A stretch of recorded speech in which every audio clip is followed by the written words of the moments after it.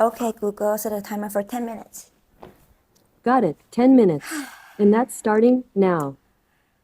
Hi, this is Kathryn, and today I want to share something that it's a big and significant realization that I had recently, which is I am so proud that I learned how to cry. Finally, at my late 20s. And why I say this and how I say this is a few days ago when I was chatting with my friends, and he asked me what's the biggest growth I had over the past year. And I told him I actually don't know if I grow. I just know I went through a lot. Because honestly, over the past year, it was very, very difficult. It was a lot of external, physically, mentally, emotionally, like draining season of my life. And yeah, so I told him like I don't know if I grow, but I just know I went through a lot. And he was like, okay, then. So I asked him back, like, okay, what is growth? What's the definition of growth? He was like, maybe like good changes in your life. And I'm like, okay. And I think, and I'm like, I don't know if there's any good changes. But one of the biggest change I had was I cried so much more. I learned how to cry. I cry so much more. I can easily cry so much more.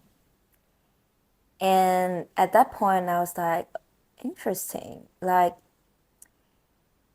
why do I not think crying more and can cry easily more? It's not even a grammar, but anyway, crying more is a good thing. Is it a good change that I can cry more? I think my first thought was no, like it's not something that's good. It's just a change, and it feels like I'm more weak now. I'm more vulnerable now. I am more sensitive now, or I just went through too much, so much more now. But then when I really, really think about it, I'm like, it is good change. And why am I still saying it's not a good change? Because it's because when I was a kid, I grew up in an environment that I'm not allowed to cry. Crying was viewed as something that's useless.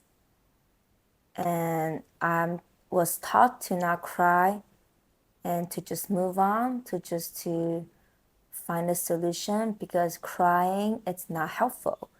Emotion is not helpful. And it was viewed as a weak, vulnerable, shameful thing to do. And so I was never able to really cry. I feel so much anxiety and shame if I ever cry in front of other people. And gradually, even in front of myself, I don't allow myself to cry. So I remember when I was a kid, my brother would always like say things like, "Oh, you're a girl. You only know how to cry. You don't even know how to do things. You're not capable. You're weak." And things like that. Yeah. So it was ingrained in me that it's like I cannot cry. I'm not allowed to cry. Crying is useless. Emotion is useless. And I actually got to achieve so much because of that. Because I'm able to go through breakup. I'm okay to be abused. I'm okay to be cheated on and then keep on moving with my life. And not needing to feel the pain, not needing to feel the emotion, and just keep on moving and achieve and perform and produce. And it's true, I did so much, but for the longest time in my life, almost my entire life, I neglect and ignore my emotions, the grief and sorrow, the pain. And it's not until the last few, maybe 3 years, that I started to recognize that I shouldn't forget my emotion. It was actually because I went through two major depressed episodes.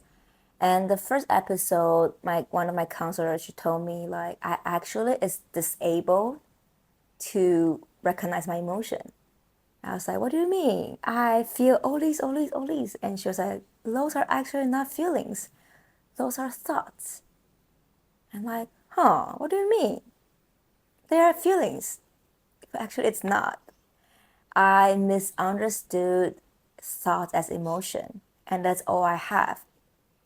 And I didn't even know how I actually feel. So, yeah. And I was like, okay, I actually cannot feel emotions. Later on, I think God did a lot of healing in me, that my heart is gradually more and more reconnect. Yeah, like I was so disconnect from my emotion, and I would like, okay, Kathryn, you're allowed to cry, you're allowed to feel. Can you? And I won't be able to. Even though I was indeed going through something that it's devastating, that it's very painful, and anyone as a human being should cry about it. And I wouldn't be able to. Yeah. So over the past few years, my heart gradually reconnect, and it's still not very connect, but it's a little bit more now. And that result in me crying so much more over the past year. And now, like, I can cry easier when I have emotion, and I allow myself to cry and telling myself that it's not shameful. It doesn't mean I'm weak. It just means I'm healthier. And it's actually stronger that I'm able to face my emotion and not blame myself and not feeling guilty about it. Yeah, so that's something I have been telling myself about.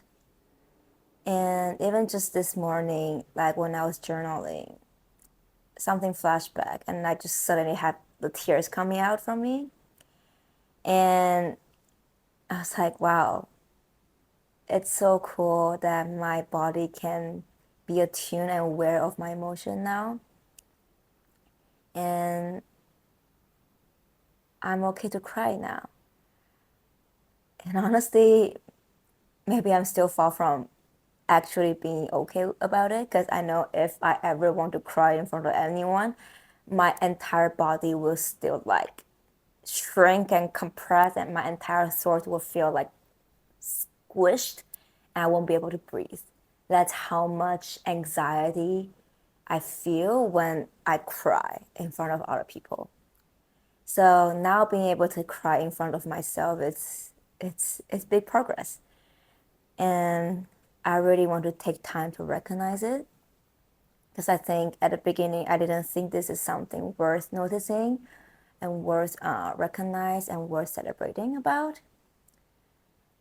But now that I look back, I'm like, yeah, this is my biggest growth over the year. Learning how to cry, being able to cry and not feel guilty, not feel shameful, and knowing that cry is not weakness.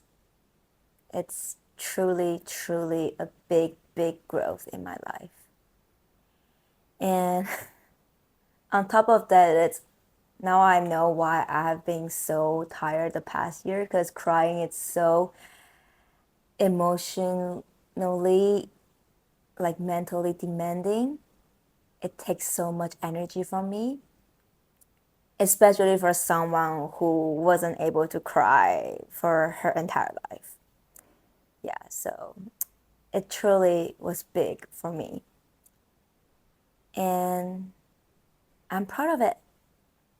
So I just want to share this. And if you also have problem crying, if you also have problem even sit down in your own room to cry in front of yourself, I want to tell you that it's okay. And I want you to take time. Stop. I want you to take time to continuously do the internal healing, to give yourself compassion, permission, and encouragement to cry. Okay? Good. Let's keep growing and keep crying together. Proud of you, proud of myself. Bye bye.